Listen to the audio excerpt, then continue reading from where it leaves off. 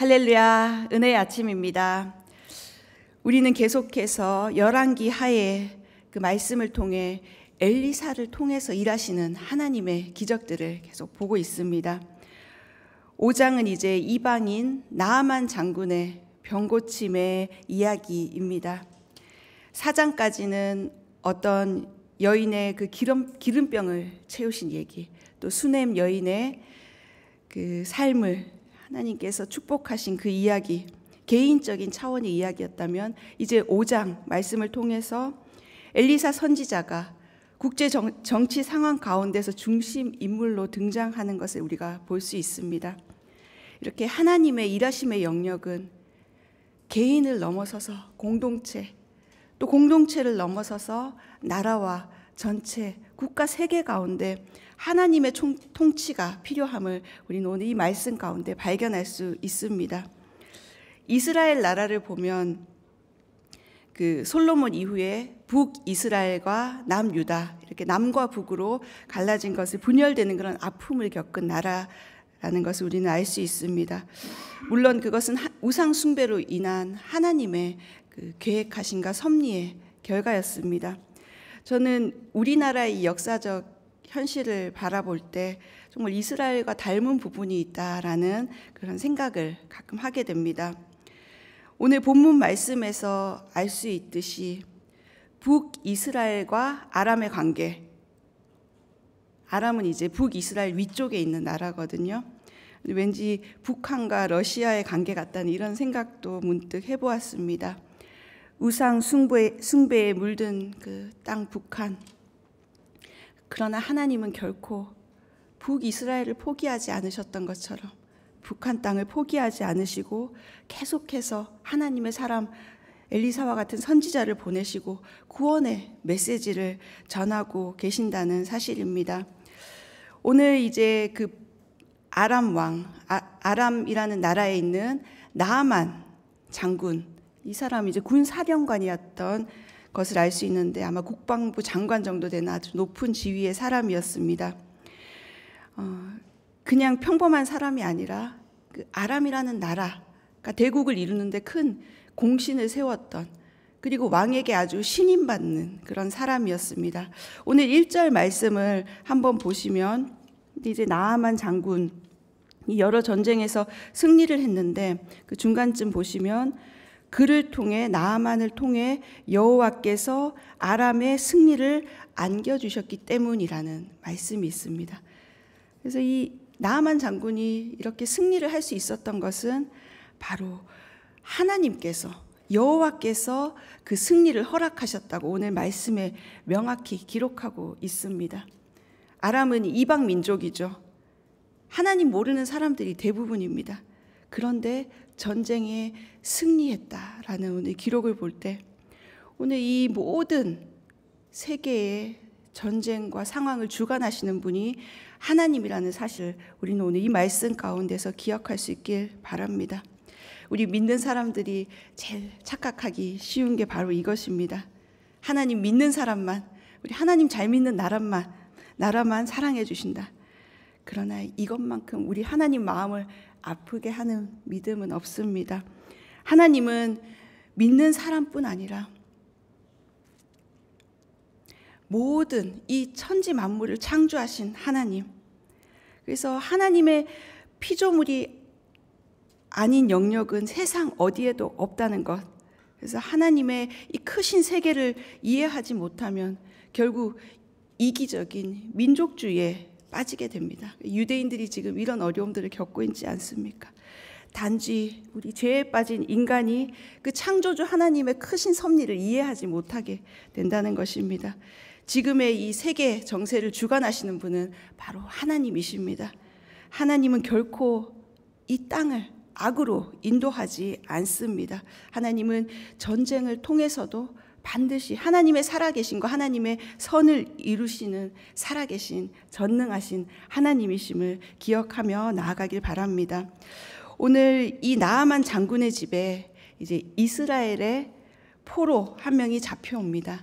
성경은 그저 여자아이라고 영걸이라고 표현합니다. 그래서 이 장군이 여자애를 데리고 와서 자기 부인의 몸종으로 삼습니다.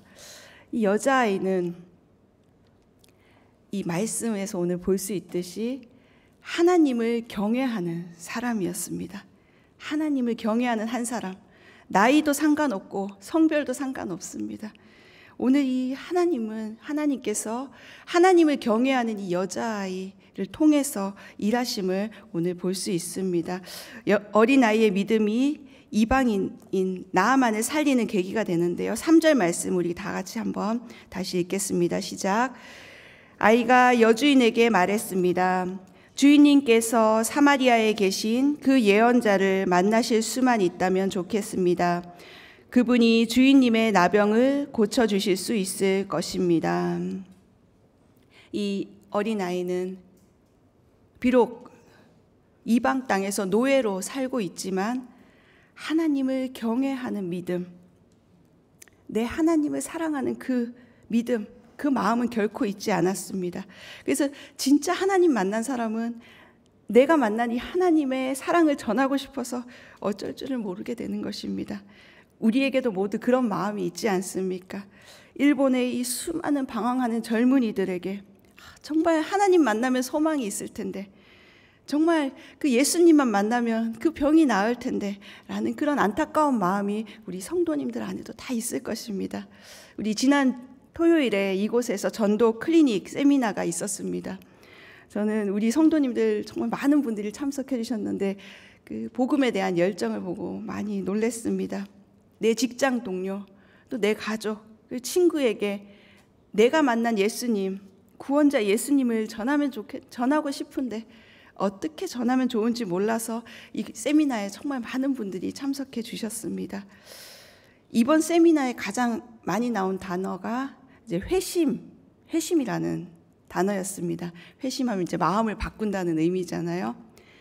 이제 그 기존에 우리가 전도 배울 때는 빨리빨리 코리안 스타일로 전도 방식을 배웠습니다. 그래서 영접기도, 예수님 전하고 영접기도 하면 구원 받았습니다. 이렇게 하는 어떤 단순한 공식으로 전도의 방법을 배웠다면, 일본 분들에게 복음을 전할 때는 천천히 지속적으로 진정한 마음의 변화가 일어나 그 회심이 일어나도록 복음을 전하는 것이 중요하다는 것을 이 세미나에서 저희가 배웠습니다.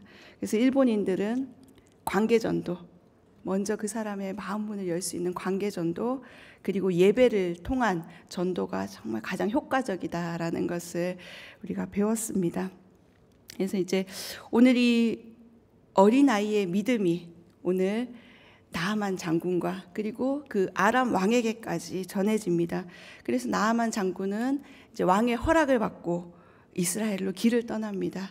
그때 은 30달란트, 지금으로 환산하면 은 342kg이라고 합니다. 엄청난 무게죠. 그리고 금 6,000세겔, 이거는 68kg 정도 되는 무게, 아주 많은 그 재화를 들고 온 10벌을 가지고 이제 길을 떠납니다.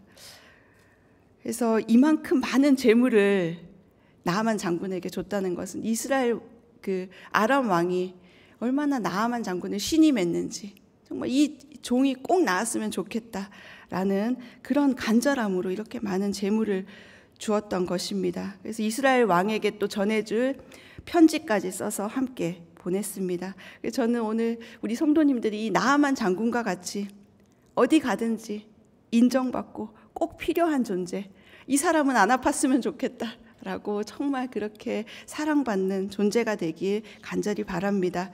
오늘 근데 이 편지를 받은 이스라엘 왕의 반응이 참 재미있습니다. 7절 말씀을 함께 읽어봅시다. 7절 시작. 이스라엘 왕은 편지를 읽고 자기 옷을 찢으며 말했습니다. 내가 하나님이냐? 내가 어떻게 사람을 죽이고 살릴 수 있겠느냐? 이 자가 왜 내게 사람을 보내 나병을 고쳐달라고 하는 것이냐? 그러니 너희는 잘 생각해서 그가 내게 싸움을 걸어오는 것인지 알아보라. 당시 이스라엘 왕은 9대 왕 여호람이라고 이렇게 추정하고 있습니다. 병고침을 받고자 하는 그 나아만에게 우상 숭배로 가득했던 그 북이스라엘 왕의 반응은 바로 불신앙의 반응이었습니다. 오히려 싸움을 걸어오는 것이 아닌가 하는 엉뚱한 오해를 하는 것을 봅니다. 이렇듯 그 마음에 하나님 없는 사람, 우상 숭배로 가득한 사람은 사람의 말을 오해하게 됩니다. 그래서 꼬아서 듣는 거죠. 저는 여러분들이 정말 주의 말씀, 누군가의 말 한마디를 순수하게 사랑으로 받아줄 수 있는 그런 믿음의 마음을 갖기를 바랍니다. 나아만 장군을 보낸 아람 왕도 하나님에 대해서 무지했고, 또 오늘 우상 숭배하는 이 북이스라엘의 여호람 왕도 하나님에 대해서 너무나 무지했습니다. 무지할 뿐 아니라 세상 권력과 세상 왕들의 무능함, 그 나아만 장군의 병을 고치지 못하는 무능함을 오늘 이 본문에서 우리는 볼 수 있습니다. 우리가 성경을 읽고 말씀을 공부하는 이유, 이렇게 교회 나와서 말씀 듣는 이유는 하나님의 뜻을 알기 위해서죠. 하나님의 뜻과 섭리를 깨닫기 위해서 우리는 성경도 읽고 예배드리고 또 큐티를 합니다. 하나님을 모르면 우리가 하나님의 뜻을, 하나님 무슨 생각하시는지 우리가 알 수 없거든요. 그래서 이런 무지하고 무능한 이 권력자들 사이에서 하나님을 진정으로 아는 한 사람, 오늘 엘리사가 등장하죠. 엘리사는 이 문제 앞에서 당당하게 내게 오너라, 내게 와라 라고 말하는 것을 오늘 8절 말씀에서 볼 수 있습니다. 8절에 보면 그 사람을 내게 오도록 하십시오, 이렇게 말합니다. 오늘 우리 믿는 사람에게는 이 엘리사와 같은 당당함이 필요합니다. 예수님도 마태복음 11장 28절에 수고하고 무거운 짐진 자들아 다 내게로 오라, 내가 너희를 쉬게 하리라고 예수님 말씀하셨습니다. 이제 이후에 정말 흥미진진한 이야기가 펼쳐지는데요. 오늘 세상에서는 정말 성공했고 많은 전쟁에서 승리한 이 나아만 장군에게 내려진 처방이 요단강에 가서 7번 몸을 씻으라라는 아주 황당한 처방입니다. 엘리사의 명령은 이제 레위기 14장에 보면 그 피부병에 걸린 사람에게 7번 몸을 씻으라라는 그런 율법의 기준이 있는데, 그 기준에 따라 이제 엘리사가 그런 명령을 한 것입니다. 이방인에게는 정말 받아들이기 힘든 처방이었고 너무 황당한 이야기였지만 이것은 7번 씻으면 낫는다, 이것은 바로 순종을 요청하는 그런 명령이었습니다. 7번은 이제 완전한 순종을 이야기하는 것이죠. 근데 왜 이렇게 황당한 명령을 한 것일까요? 하나님은 왜 때로는 우리에게 이렇게 납득하기 힘든 일에 순종을 요구하는 것일까요? 그것은 첫 번째로 교만을 깨뜨리기 위함입니다. 나아만이 정말 그 교만했던 사람이라면 절대 이 엘리사의 명령에 순종하지 않았을 것입니다. 잠언 16장 5절 말씀에 보면 마음이 교만한 사람은 하나님이 싫어하시니 그들은 반드시 벌을 받게 될 것이다. 교만한 것을 하나님이 싫어하신다는 것입니다. 교만한 사람에게는 하나님이 결코 하나님의 능력과 축복을 내려주시지 않는다는 사실입니다.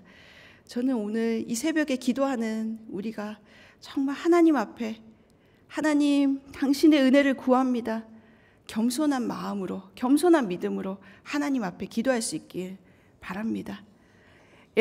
이 나아만 장군이 7번 요단강에 들어갈 때 어떤 심정이었을지 한번 생각해 보십시오. 한 번은 모르겠다, 한번 들어가 보자 하는 심정으로 요단강에 들어갔을 것입니다.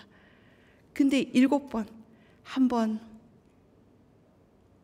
2번, 3번,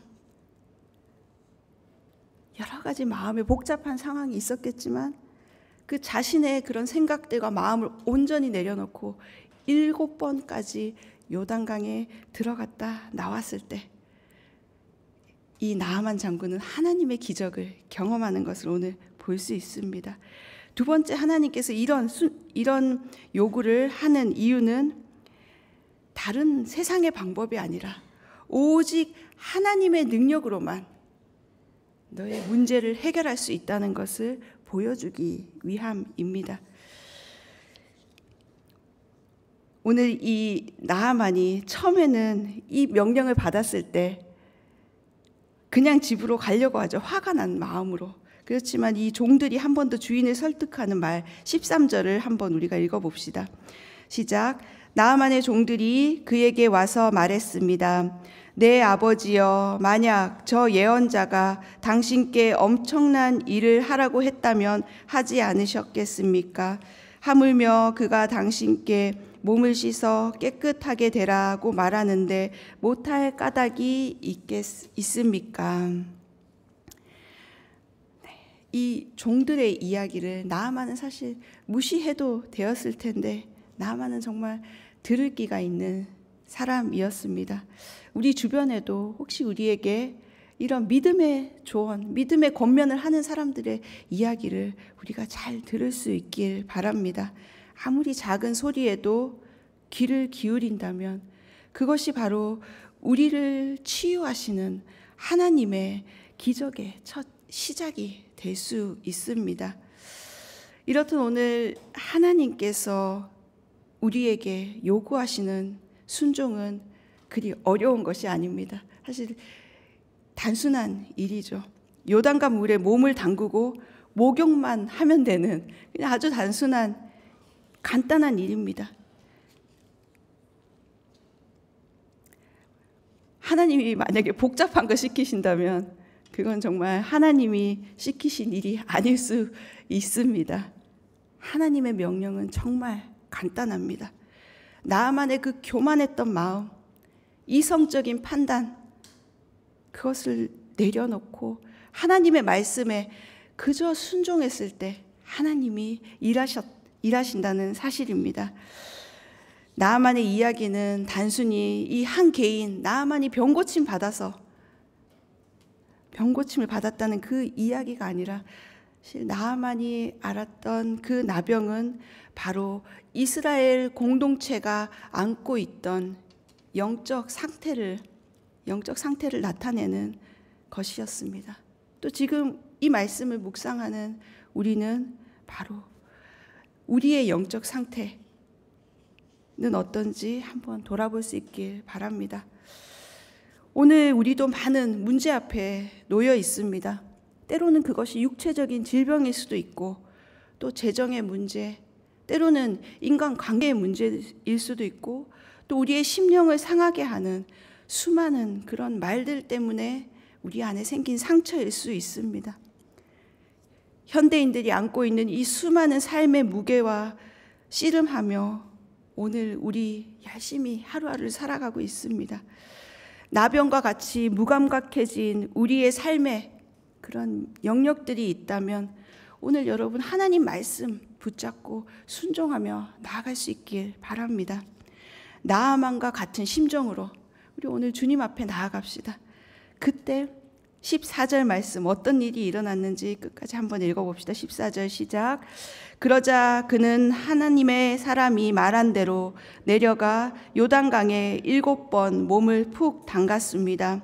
그러자 그의 피부가 어린아이의 피부처럼 회복돼 깨끗해졌습니다. 아멘. 하나님의 사람이 말한 대로 나아만이 내 생각대로라는 말도 오늘 있었지만 내 생각이 아니라 하나님의 사람이 말한 대로 그 음성에 순종하며 나아갔을 때 나아만의 피부가 깨끗하게 어린아이의 피부처럼 새롭게 되었다는 사실입니다. 오늘 우리가 정말 하나님의 말씀대로 오늘 간절히 주님 앞에 기도할 때 우리의 모든 마음의 상처가 회복되고 우리의 심령이 오늘 어린아이와 같은 깨끗한 마음으로 회복되어지는 놀라운 은혜가 있길 바랍니다. 믿음의 사람이 잘 사는 비결은 한 가지, 바로 순종입니다. 나아만의 순종으로 병고침을 낳았을 뿐 아니라 하나님의 살아계심이 오늘 아람의 나라에까지 증거된 것, 이방 나라에까지 하나님의 통치가 이루어지는 것을 우리는 보았습니다. 오늘 우리에게 하나님이 요청하시는 순종이 무엇인지 한번 잘 생각해 보시기 바랍니다. 오늘 하루 정말 겸손한 순종의 태도로 하나님 나라의 치유와 기쁨을 누리는 우리 복된 하루 되시길 주님의 이름으로 축원합니다.